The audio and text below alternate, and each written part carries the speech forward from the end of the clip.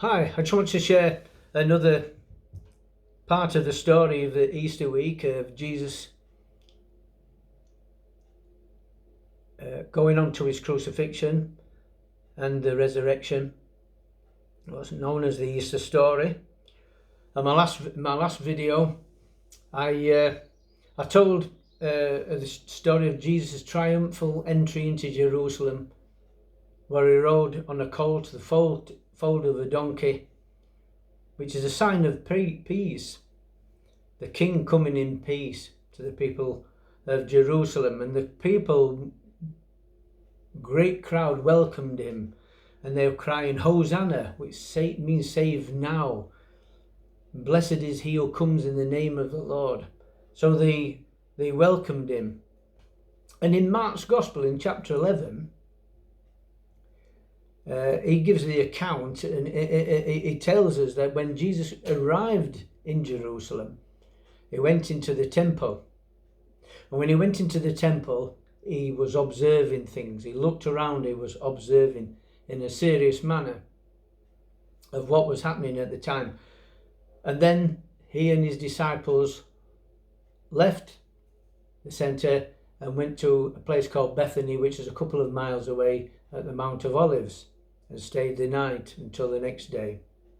So on the next day, on the way back to Jerusalem, Jesus observed a fig tree at the side of the road, and it was in leaf, which should mean that it had fruit.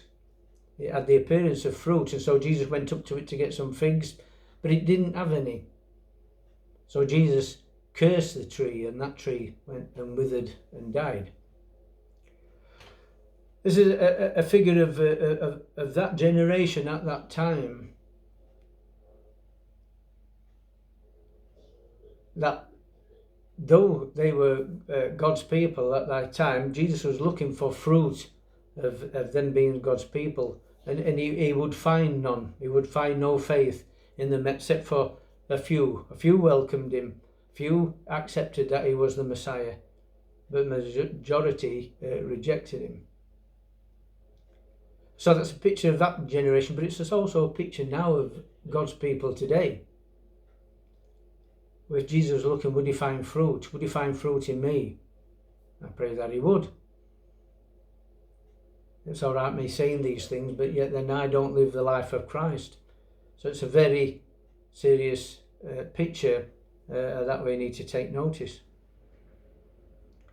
Then Jesus went into Jerusalem and then went straight into the temple, and he started driving out those who were using that temple, the court of the Gentile area of the temple area, for their own gain, for commerce,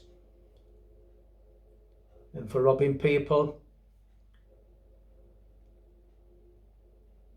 And he started driving them out and turning over the tables and the seats of the money lenders and those who were selling pigeons that were people would buy to make the sacrifice. And Jesus rebuked them. I suppose nowadays we'd say that he went ballistic. It's quite a common saying that Jesus didn't go ballistic. He had a righteous anger of what was happening to God's temple in Jerusalem.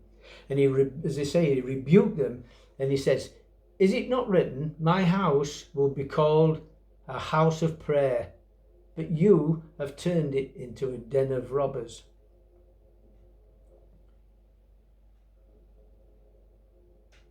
The chief priests plotted to kill him when they heard this. And that fig tree is a picture of them also. It says they were looking like the fig tree, all in the regalia, appearing as though they had fruit. But they had no fruit that saves. They had hatred in their hearts.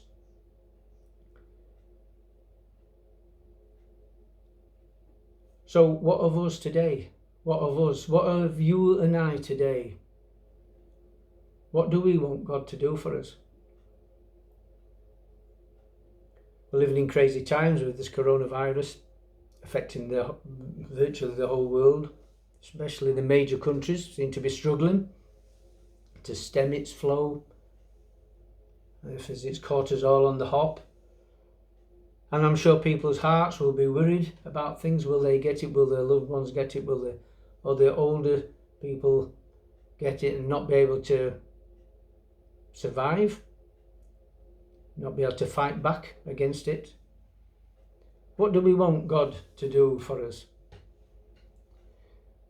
Do we want God to protect us from COVID-19? So when everything's back to normal, we can carry on just as we were before?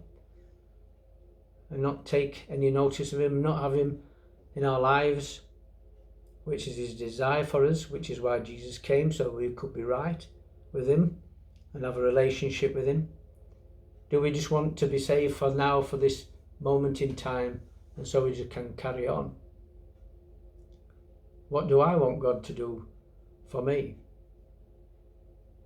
Or do we want to be like the crowd from the story the day before, as Jesus was entering into Jerusalem? They welcomed him. They put the cloaks and the palm leaves on the floor so he could ride over them, and welcoming him and him crying, Hosanna. Which, as again I say, means save now. Save now means between you and I and God. Save now, it means life forever. Life forever. Jesus said, I have come to give them life, and life in its fullness, or in abundance. There's life forever, no matter when or how we'll depart from this life. We needn't fear death. I don't fear death. Not that I want to die, but I know where I will be should I succumb to this virus or something else that would take me away. Jesus is calling. And many years ago I heard Jesus calling, and I answered, and I cried out, Hosanna, save now, save me now. And that's Jesus calling to you. That's the purpose of the gospel stories, that Jesus came to seek and to save this which was lost, which is you and I, to end that separation from God. What do you want Jesus to do for you, is my question. Just to finish, I'm going to sing a song just on that story as well, about the soul.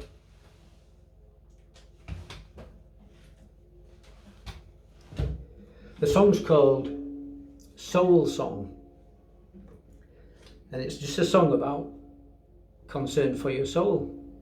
What will you do with it? This is how it goes.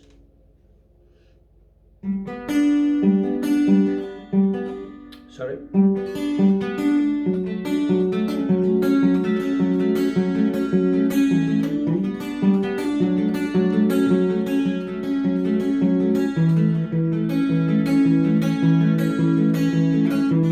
It's a song that's on the whole attention, seeking for your soul, for life beyond the 6 foot down. Lying in a pine box flat, surely must be more than that. While the worms invade your ground, are you safe and sound?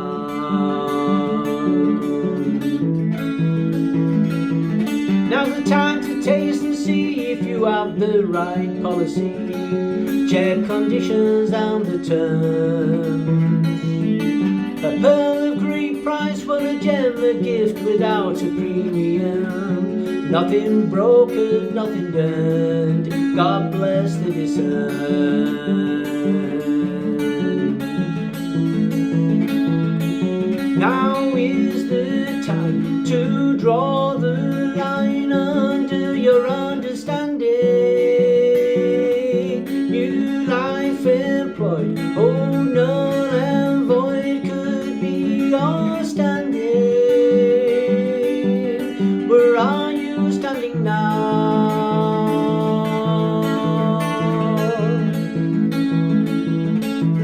Let me tell you one more thing to make sure it's sinking in. Don't be callous, don't be hard.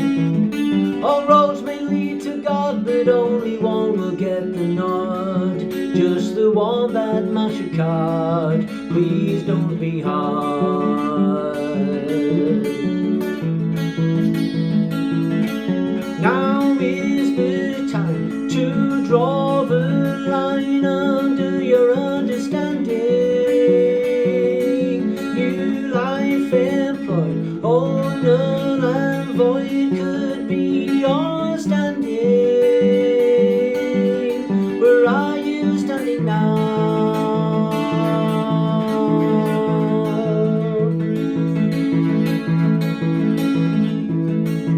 That's the purpose of this song. Sorry now for banging on, but it's important, don't you see?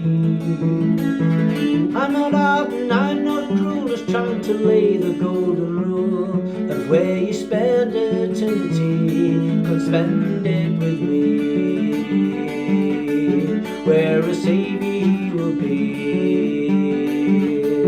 Yeah, Jesus, you and me, and a multitude of souls. Thank you.